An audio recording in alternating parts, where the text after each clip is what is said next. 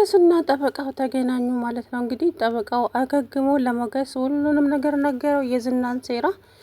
ስለዚህ ከዚህ በኋላ እንግዲህ ዝና በነ ሞገስ ቁጥጥር ስር ነው ያለው ማለት ነው። ምክንያቱም ያደረገው ነገር ቀላል አይደለም። ሰውየውን እንግዲህ የተኛበት ቦታ ሄዶ ሲወቅጠው እንደ ጌሾ ሞገስ መጥቶ ከኋላ ጭንቅላቱን ብሎ ደፋው ዝናን። ይሄ ነው እንግዲህ እሱማ ያንን ጠበቃውን ብቻውን አግኝቶ አፍኖ አሁንም እዛ ሊወስደውና ሊገለው ነበረ። አልተሳካለትም። መድበልና ዝናም እንደዚህ እንግዲህ እየተፋለሙ ይገኛሉ። ነገር ግን ያው መድብል የማይበገር ሰው ነው፣ እንዲሁ በቀላሉ አይሸነፍም። ግዝና ምን እንደሚሻለው አላውቅም። ምን ያበበ ደንበሳ ሲል በጣም ነው የሚያስቀኝና እንግዲህ ፉከራ ብቻ ነው ዝና በነገራችን ላይ እንጂ ፊት ለፊት ምንም ነገር እንትን የለውም። ጉልበት እና ፉከራ አንደኛ ነውና ሀብታሙ ተብያውም እንግዲህ መሀሌት እንድትሞት ይፈልጋል። ዝና ደግሞ መሀሌትን መግደል አይፈልግም። ምክንያቱም ቃል አጋባይ ወሬ አመላላሹ ስለሆነች እሷን መግደል አይፈልግም። እናም ለካሌብ ደውሎ ሰውየው ይሄ አንደኛው የቀጠርከው ሰው ግን ዝም ብሎ እንዝላል ነገር ነው አለው። ምንድን ነው? ዝናን ነው። አረ ዝና ጎበዝ ነው አቶ ሀብታሙ ምንድን ነው እሱ ሲለው፣ ሀይ ካሌብ እንደው እኮ ያችን መሀሌትን አስወግድልኝ ስለው፣ አዎ እንድትሞት ትፈልጋለህ? ታዲያ ምን ችግር አለው? ይሄ ዝና ቀላል ነው ለዝና ይሄ እንደዚህ አይነት ነገር። አያይ እሱማ እምቢ አለ እኮ በጣም ነው የደነገጠው እንደዛ ስለው። ስለዚህ ሌላ ሰው ብትፈልግልኝ። ከዛ ይሄ ካሌብ ተብዬው እንግዲህ አቶ ሀብታሙ እኔና አንተ በጣም ብዙ የምንሰራው ስራ አለን። ስለዚህ አታስብ የእሷን ነገር። በስሯ ያሉትንም ሰዎች ቁንጥጫ ያስፈልጋቸዋል። እንደው እንግዲህ ይሄ ሰውየው ድምፁ ብቻ ነው እንጂ ፊቱ እስከዛሬ አልታየም ማለት ነው። ካሌብ ተብዬው እዛው ባለበት ሆኖ ግን ሰዎችን እያንቀጠቀጣቸው ይገኛል። እንግዲህ ትህትናን የገባችበት ገብተህ አምጣ፣ አለበለዚያ ግን ዝና አንተ የትህትና እጣ ፋንታ ነው የሚደርስህ ብሎ እንግዲህ እየዛተበት፣ ትህትና የገባችበት ገብተህ አምጣና ሁለቱንም ኩላሊቶቹን አውጥተህ ከዛ በኋላ ስጋዋን ላሞራ ስጥ፣ እሷ መቀጣት አለባት። ጠበቃው ሰውየው ሞቷል። ሰውየው ቢሞትም እሷ ደግሞ በህይወት መኖር የለባት። እሷ መስዋዕት ነበር መሆን የነበረባት፣ ግን ሰውየው መስዋዕት ሆኗል። ስለዚህ ትህትናም በህይወት መቆየት የለባትም እያለ እንግዲህ አቶ ካሌብ መልእክት ያስተላልፋል። ካሌብ እባክህን የትህትና ነገር ለኔ ተው፣ በቃ ትህትና አትበለኝ። እስካሁን ምንም ነገር አልቦዘንኩም እሷን ከመፈለግ። ስለዚህ ካገኘዋት እኔ ራሴ የምቀጣትን ቅጣት አውቃለሁ። በቃ በእሷ አታስፈራራኝ አለና ጆሮ ላይ ዘጋ። አላበዛውም እንደ ይሄ ካሌብ ተብዬው እያለ እንግዲህ እየተናደደ እያለ መሀሌት ጋራ አንድ ላይ ተገጣጠሙ። ስሚ አንቺ መሀየም፣ አንቺ ቆይ እንዴት ነው ነገሩ? ደግሞ ምን አጠፋው? ዝና ቪዲዮን ሰጥቼ ሄለ እንዴ? ስሚ ሰውየው ሊገልሽ ይፈልጋል። ምን? አዎ፣ ምክንያቱም ማንነቱን ነው ዝቅ ያደረግሽው። ሰውየው ማንነቱን ሳታቂ ነው አብረሽ የተጋደምሽው። አንቺ እጅሽን ለጨበጠሽ ሁሉ ተከትለሽ መሄድ ብቻ ነው ሲል፣ ወይኔ ጉዴ ፈላ። ካፉ የሚወጣው ነገር ግን ዝና የእውነት ከዛ ቆይ አንተ ለምንድን ነው እንደዚህ የምትሰድበኝ? ለምንድን ነው እንደዚህ የምታንቋሽሸኝ? እያለች እንግዲህ ኤደንም ደግሞ እንግዲህ ሰላይ ሆና እነዛ ብሩክ ቤት መግባቷን ለሷ እየተናገረች፣ በእርግጠኝነት የምነግራችሁ ወይ ቅድስት ወይ መድብል ራሱ ይሰማታል፣ የመሀሌት ሰላይ በመሆኗ ማለት ነው። እና ኤደን ከፍተኛ ውጥረት ውስጥ ነው የምትገባው አሁን። ስለዚህ መድብል ከሰማ አስቸጋሪ ነው። ጭራሽ እየዘፈነላት ነበረ ትላንትና።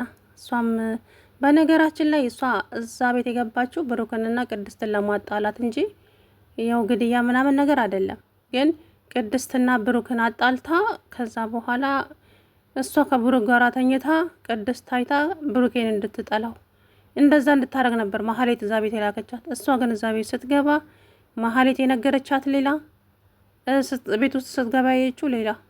እነኚህ ፍቅር የሆኑ ሰዎችን ነው እንዴ ያለ ስማቸው ስም የሰጠቻቸው? አሁን ተረዳሁ ወይዘሮ መሀሌት፣ እነሱ ሳይሆኑ መርዟ አንቺ ነሽ። ቆይ እኔ ኤደን አይደለሁም ባልሰራልሽ። ምን አይነት ጨካኝ አረመኔ ሴት ነሽ ግን እያለች ከዛም በኋላ ደወለች ማለት ነው። ስሚ አንቺ ቆይ ሳስበው አንቺ ነሽ እንጂ እነሱ ላይ ክፉ የሰራሽው፣ እነሱ ምንም አይነት ክፉ አልሰሩብሽም። አንቺ ስለምን እንደምታወሪው እንደምከፍልሽ ረሳሽው እንዴ? አይ እውነታው ግን እሱ አይደለም። እውነታው ምን መሰለሽ ወይዘሮ ማህሌት፣ ሰዎቹ በጣም ጥሩና መልካም ሰዎች ናቸው። ታዲያ ህሊናዬም አይፈቅድልኝም እነኝህን ሰዎችን ለማጣላትም ሆነ ለመጉዳት። አንቺ ግን ምን አይነት ራስሽ ጥፋትሽን አምጥተሽ እነሱ ላይ እንደተበዳይ አድርገሽ ታወሪያለሽ እንዴ? አንቺን ማመኔ። ከዛ በኋላ ስሚ፣ ብዙም አትመጻደቂ። ስለ አንቺ ለዝና ነግሬዋለሁ። ስለ እኔ ምን ልታስፈራሪ ነው እንዴ? ስለ እኔ ምን እዛ ቤት ሰላይ አድርጌ እንዳስገባውሽ ሉላ እዛ ቤት እንዳለች እንደነገርሽኝ ለነግሬዋለሁ ነው እንዴ? ለማንኛውም ሉላ እዛ ቤት የለችም። ሉላ ወጥታ ሄዳለች። አንቺ ያምሻል እንዴ? ሉላ ወጥታ ሄዳለች። ከአንቺ ጋር ስለያይ ወደ ቤት ስመጣ የለችም። ከዛ በኋላ እንግዲህ ዝና አገኛት። ስሚ አንቺ መሀይም፣ አሁን አልነገርኩህም እንዴ? ዝና ባለፈው እኮ እዛ ካፌ ውስጥ አብረን የነበር ነው አለች። ናቺ ኤደናልሻት? አዎ እሷ እነ ብሩክ ቤት አስገብቻት ነው ሰላይ አድርጌ። አይ አንቺ እንደው ምን አይነት ሰይጣን ነሽ? ከኔ ባሻ አይደለሽም እንዴ? እሺ ከዛ እዛ ቤት ምን እንደሚወራ በዋነኛነት ያስገባዋት እዛ ቤት እኔ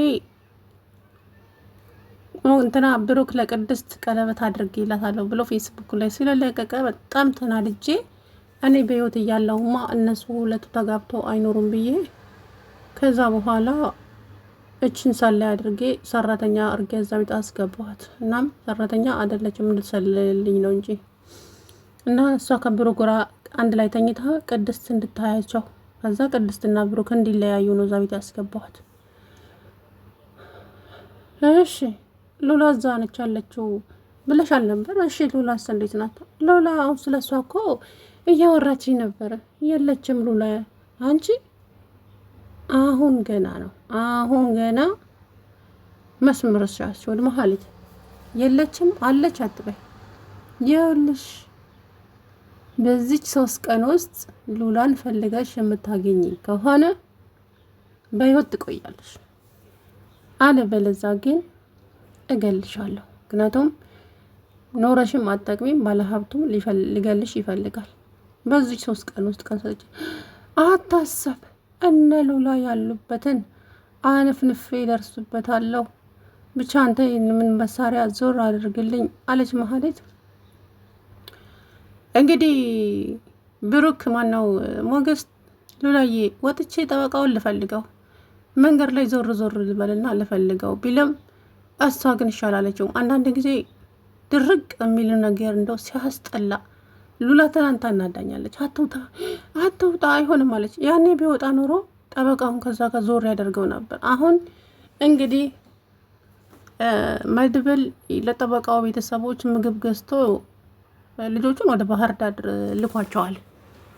የጠበቃውን ልጆች ባህር ዳር ልኳቸዋል መድብል ማለት ነው። ግን ሚስቲቱ እዚሁ ነች እና ለእሷ ምግብ ምናምን ይዞላት እየሄደ ሳለ ጠበቃው እንግዲህ አምላኬ ሆይ እባክህ ያንን ሰው ነጻ ሳላወጣ እንዳትገለኝ እንዳልሞት እባክህን ጌታዬ እንደምንም ብዬ ለሞገስ እውነታውን መናገር አለብኝ እያለ ሳለ እንግዲህ በጣም ነው የሚያስለው። ኩላሊቱን ይሁን ልቡን ይሁን አላውቅም።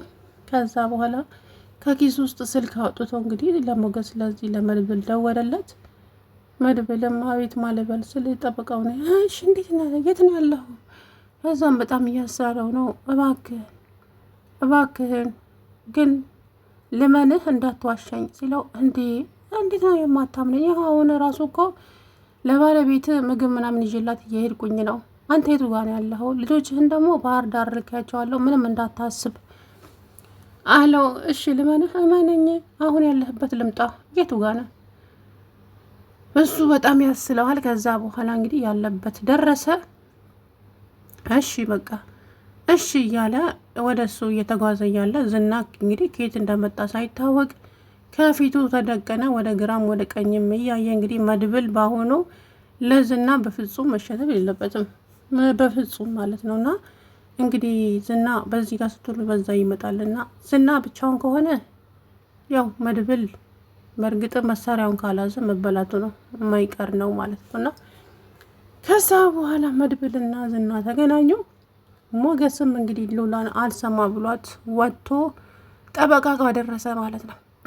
ጠበቃውን ወጥቼ መፈለግ አለብኝ ሉላዬ፣ ተው አትሂድ፣ ለምን ወዴት አትበይኝ፣ እኛ ያለንበትን ነገር እያወቅሽ እኛ ነጻ መውጣት አለብን ሉላ። እስከ መቼ ነው እንደዚህ በጠላቶቻችን እየተሳደድን የምንኖረው? ስለዚህ እባክሽን ጠበቃውን እንዳገኝ እርጅኝ፣ ስለዚህ ፍቀጂልኝና አይሆንም አለች።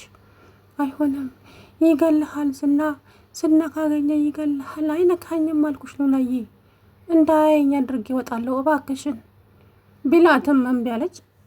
ከዛ በኋላ እንግዲህ መድብል ለሞገስ ደውሎ ቶሎ በል የሰጠኝን ሎኬሽን እልክልሃለሁ፣ እዛ ቶሎ ድረስና የዝና ሰዎች ጠበቃውን ሳያገኙት ቶሎ ድረስለት አለው። ከዛ በኋላ እንግዲህ መድብልና ዝና አንድ ላይ ተጋይተው ተነጋገሩ ማለት ነው። ተፋጠው እያለ ሞገስ እንግዲህ ከኋላ መጣና ማጅራቱን ብሎ ደፋው ማለት ነው በዱላ ዝናን።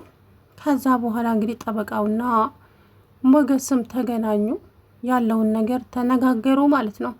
ከዛ በኋላ ጠበቃው እንግዲህ ሞገስ እውነት ይቅርታ አድርግልኝ፣ ብዙ ነገር አድርጌያለሁ፣ ብዙ ነገር አጥፍቻለሁ። ያው እስከ ዛሬም ደግሞ ሲያሰቃየኝ የነበረው ያ የተረገመ ዝና ነው እንጂ እኔ አንተን ክፉ አስቤብህ አይደለም። እሱ ነው እንደዚህ በቤተሰቦቼ በልጆቼ እያስፈራራ ሲያሰቃየኝ የኖረው። ስለዚህ እባክህ ይቅርታ አድርግልኝ በመጀመሪያ ደረጃ። አሁን ላይ ይቅርታው ይደርሳል። አሁን ግን ቶሎ በል ከዚህ ጋር መሄድ አለብን ብሎ ጠበቃውን ወደ ሐኪም ቤት አድርሶ እንግዲህ እሱም አሁን እንግዲህ ሞገስ በነፃነት የሚንቀሳቀስበት ጊዜ ይደርሷል ማለት ነው። ምክንያቱም አቶ ዝና ወደ ሕግ ቀርቧል። ከዛ በኋላ እንግዲህ